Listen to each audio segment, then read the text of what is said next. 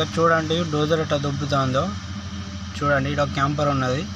నేను క్యాంపర్ నుంచి వీడియో తీస్తున్నా, కానీ బయటకు వెళ్ళి వీడియో తీయరాదు.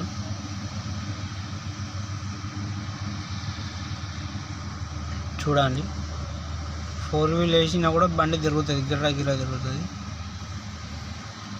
చూడండి ఫ్రెండ్స్, పైనుంచి దిక్కింది దిగినాం.